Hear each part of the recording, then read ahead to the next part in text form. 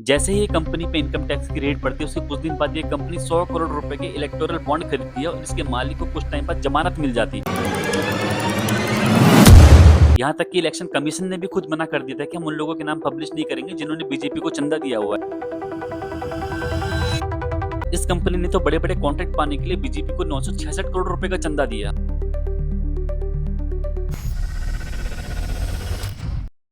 अप्रैल 2022 देश की सबसे बड़ी एजेंसी ईडी लॉटरी का बिजनेस करने वाली company future gaming and hotel services में रेड मारती है और रेड मारने के बाद उनकी 410 करोड़ रुपए की संपत्ति को जब्त कर लेती है मनी लॉन्ड्रिंग के केस में। और दोस्तों देखते ही देखते ये न्यूज मीडिया में फैल जाती है। कहानी में मजा ठीक 5 दिन बाद आता है। 7 अप्रैल 2022 को जिस कंपनी की करोड़ों रुपए की संपत्ति यहाँ पे जब्त कर दी गई थी, वो कंपनी चुपचाप एसबीआई बैंक पहुंचती है और वहाँ पहुंचने के बाद 100 करोड़ रुपए के इलेक्टोरल बॉन्ड खरीदती है। जिस कंपनी पर देश की सबसे बड़ी एजेंसी रेड मार रही है और उसकी करोड़ों की संपत्ति ऑलरेडी यहाँ पे जब्त की जा चुकी है, और वही कंपनी 5 दिन बाद देश की राजनीतिक पार्टियों को 100 करोड़ रुपए का चंदा दे रही है। दोस्तों ये तो बस एक उदाहरण है। ऐसा दोस्तों कितनी कंपनियों ने देश के आम नागरिकों का पैसा लूटकर इन बड़ी बड़ी राजनीतिक पार्टियों को बांटा है। दोस्तों ये हफ्ता वसूली वाला कानून खुद बीजेपी लेके आई थी 2017 में, जिसे इलेक्टोरल बॉन्ड स्कीम का नाम दिया गया था। लोग इसे स्कैम भी बोलते हैं क्योंकि इस कानून के अंदर 16,518 करोड़ के बॉन्ड खरीदे गए थे। ये दोस्तों जानते हैं इस हफ्ता वसूली कानून के बारे में। आखिर बीजेपी गवर्नमेंट एक कानून लाई क्यों? कानून लाने के बाद इसको आरटीआई के दायरे से बाहर क्यों रखा गया? इस कानून को लाने के पीछे उसका क्या मकसद था? तो जानेंगे दोस्तों इस पूरे टॉपिक को इस वीडियो के थ्रू।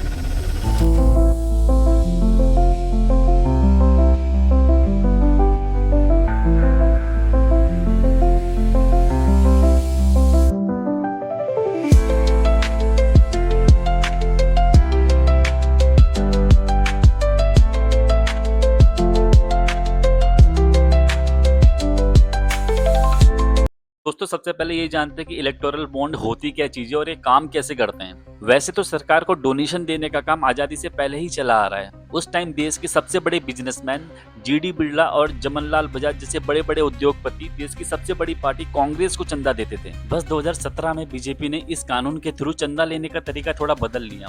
अगर आपको 2000 रुपए तक का चंदा देना है, या तो आप ऑनलाइन ट्रांजेक्शन करते हैं या फिर डायरेक्ट आप पार्टी हाउस में जाके उसे जमा कर सकते हैं। और अगर आप 2000 रुपए से ज्यादा का चंदा देना चाह रहे हैं, इसके लिए आपको इलेक्टोरल बॉन्ड खरीदने पड़ेंगे। दोस्तों असली कहानी यहीं से शुरू होती है। अब एक बार ये जान लेते हैं कि इलेक्टोरल बॉन्ड काम कैसे करते हैं। तो बेसिकली मान लेते हैं एग्जांपल, यहाँ पे कंपनी है XYZ लिमिटेड। सबसे पहले कंपनी SBI ब्रांच जाएगी, उसके बाद ये मान लेते हैं कि 5000 रुपए का बॉन्ड खरीदेगी और बॉन्ड में जस्ट एक डेट मेंशन होती है और अमाउंट मेंशन होती है। यहाँ पे किसी भी पॉलिटिकल पार्टी का नाम मेंशन नहीं होता।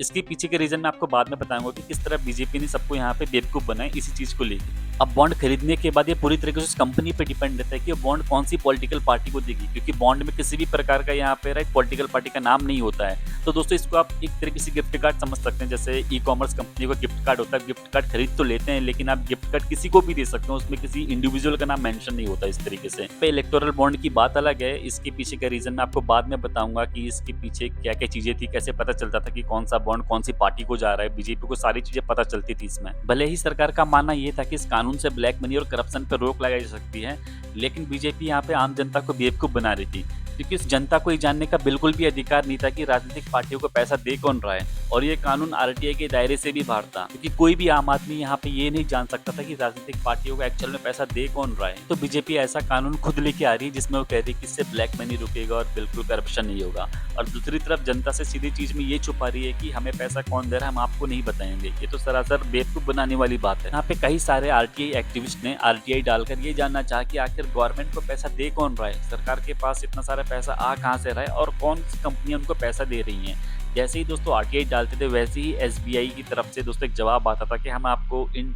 डोनर्स की डिटेल यहाँ पे नहीं दे पाएंगे क्योंकि ये पर्सनल इन्फॉर्मेशन है और आरटीआई के अंदर ये चीज़ हम आपको शेयर नहीं कर सकते। तो दोस्तों आप लोग समझ सकते हैं कि यहाँ पर किस तरीके से बेवकूफ बनाया गया हम सबको। असली मजा तब आता है इस कहानी में जब खुद इलेक्शन कमीशन ये कहता है कि हम उन लोगों के नाम अपनी वेबसाइट पे पब्लिश नहीं करेंगे जिन्होंने गवर्नमेंट को बॉन्ड के थ्रू डोनेशन दी हुई है। यहाँ पे लोगों को और भी ज्यादा शक होने लगा इस कानून को लेके। क्योंकि 2017 से पहले खुद इलेक्शन कमीशन उन लोगों के नाम अपनी वेबसाइट में पब्लिश करता था जो लोग 2000 रुपए से ज्यादा का चंदा देते थे। साथ ही यहाँ पे सरकार ने हफ्ता वसूलने के लिए कंपनी एक्ट में भी अमेंडमेंट किया। तो बेसिकली यहाँ पे 2017 से पहले अगर कोई भी कंपनी अपनी बैलेंस शीट बनाती थी तो अपनी बैलेंस शीट में उनको मेंशन करना पड़ता था कि हमने इस पॉलिटिकल पार्टी को इतना चंदा दिया, क्लियरली यहाँ पे मेंशन करना पड़ता था। लेकिन 2017 के बाद कंपनियों को ये लिखना बिल्कुल भी जरूरी नहीं है, उनको जस्ट ये लिखना मेंशन करना जरूरी है कि हमने इतने रुपए का चंदा दिया, और इस बैलेंस शीट में किसी भी पॉलिटिकल पार्टी का नाम नहीं आएगा। कानून के बनने के बाद विपक्ष के नेताओं ने सरकार को आड़े हाथ लिया। राहुल गांधी का कहना था कि ये कानून कुछ ऐसा है कि पैसा गरीबों से लेकर बीजेपी को बांटा जा रहा है, गरीबों से उनके हक का पैसा लिया जा रहा है। और कुछ टाइम बाद ये मामला सुप्रीम कोर्ट पहुंचा, क्योंकि एडीआर और कॉमन कॉज जैसे बड़े बड़े एनजीओ सुप्रीम कोर्ट से यही अपील कर रहे थे कि अब जल्द से जल्द इस मामले की सुनवाई करें। ये कानून जनता के सूचना के अधिकार को खत्म कर रहा है। तो दोस्तों भला हो सुप्रीम कोर्ट का। 15 फरवरी 2024 को सुप्रीम कोर्ट ने इस कानून को पूरी तरीके से असंवैधानिक घोषित कर दिया। के बाद सुप्रीम कोर्ट ने एसबीआई को निर्देश दिया कि आपके पास जितने भी 5-6 सालों का डेटा है इलेक्टोरल बॉन्ड का, उसको अपनी वेबसाइट पे पब्लिश किया जाए। इतनी लंबी कानूनी लड़ाई के बाद आखिर में 14 मार्च 2026 को इलेक्शन कमीशन ने उन लोगों के नाम अपनी वेबसाइट में पब्लिश कर दिए जिन लोगों ने गवर्नमेंट को भर भर के चंदा दिया हुआ था। तो रियलिटी में ये वो कंपनियां थी जो टैक्स चोरी करती थी और बिना किसी रूल रेगुलेशन के अपना बिजनेस ऑपरेट करती थी। इसका सबसे बड़ा एग्जांपल अरविंदो फार्मा नाम की कंपनी है। 10 नवंबर 2022 को ईडी ने अरविंदो फार्मा के डायरेक्टर चंद्र रेड्डी को गिरफ्तार कर लिया था। गिरफ्तारी के ठीक 5 दिन बाद 15 नवंबर को अरविंदो फार्मा कंपनी ने बीजेपी को 5 करोड़ रुपए का चंदा दिया। कुछ दिनों बाद उनको जून 2023 में पीठ दर्द के बहाने से जमानत मिल जाती है, और उसके बाद ये कंपनी बीजेपी को 25 करोड़ रुपए से भी ज्यादा का चंदा बॉन्ड के थ्रू देती है। और दूसरा एग्जांपल फ्यूचर गेमिंग इन होटल सर्विसेज का है। 2 अप्रैल 2022 को ईडी फ्यूचर गेमिंग कंपनी पर छापा मारती है और 410 करोड़ रुपए की संपत्ति को फ्रीज कर देती है। और इसके बाद 7 अप्रैल 2022 को ये कंपनी चुपचाप एसबीआई बैंक जाती है और बैंक जाके 100 करोड़ रुपए का बॉन्ड खरीदती है, और ये बॉन्ड जाके बीजेपी को दे देती है। और दोस्तों ये कंपनी इंडिया में बॉन्ड खरीदने वाली कंपनियों में सबसे नंबर 1 पे थी, जिसने 1368 रुपए के बॉन्ड खरीदे थे। और दोस्तों तीसरा एग्जांपल मेगा इंजीनियर का है। तो दोस्तों इस कंपनी में भी इनकम टैक्स की रेड पड़ने के बाद 960 करोड़ रुपए के बॉन्ड खरीदे गए। तो बॉन्ड खरीदने के बाद इस कंपनी को बोरीवली थाने प्रोजेक्ट और उसके बाद जोजिला टनल प्रोजेक्ट, ऐसी तरीके से काफी करोड़ों के प्रोजेक्ट इस कंपनी को दिए गए। दोस्तों ऐसे बहुत सी कंपनियां हैं, वो वैसे बहुत से एग्जाम्पल है जहाँ ईडी की रेड पड़ने के बाद उन कंपनियों ने करोड़ों रुपए के बॉन्ड खरीदे और वो बॉन्ड राजनीतिक पार्टियों को दे दिए। दोस्तों इन डेटा का बाहर आते ही प्राइम मिनिस्टर मोदी अपनी पार्टी का बचाव करते हुए नजर आते हैं। तो वो इंटरव्यू में ऐसा कह रहे हैं कि आज की डेट में जो पैसा बाहर आ रहा है, इससे लोगों को पता चल पा रहा है कि कौन सा पैसा, कितना पैसा किसी कंपनी ने पॉलिटिकल पार्टी को दिया। इस कानून की वजह से लोग ये जान पा रहे हैं। अरे कुछ तो शर्म कर लो, इतना बेवकूफ बना रहे हो आप जनता को। आपने तो अपने कानून को आरटीआई के दायरे से भी बाहर रखा हुआ था। यहाँ तक कि आम आदमी को जानने का अधिकार भी नहीं था कि कौन सी कंपनी आपको कितना पैसा दे रही है। वो तो भला हो सुप्रीम कोर्ट का और यहाँ पे याचिकाकर्ताओं का, जिन्होंने इस केस को इतना आगे बढ़ाया और इस कानून को पूरी तरीके से रद्द किया गया। तो इलेक्टोरल बॉन्ड का किस्सा हमें बहुत बड़ा सबक सिखाता है और हमारे सिस्टम को आईना दिखाता है, जहाँ दोस्तों हमारी जनता को ये जानने का अधिकार नहीं है कि हमारी राजनीतिक पार्टियों, हमारे नेताओं के पास पैसा आ कहाँ से रहा है और कौन सी पार्टी उनको पैसा दे रही है।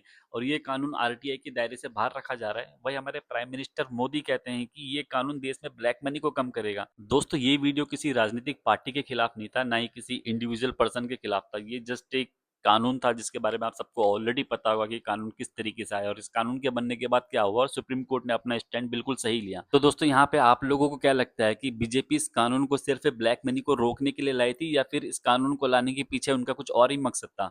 तो दोस्तों अपनी राय कमेंट में जरूर मेंशन कीजिएगा।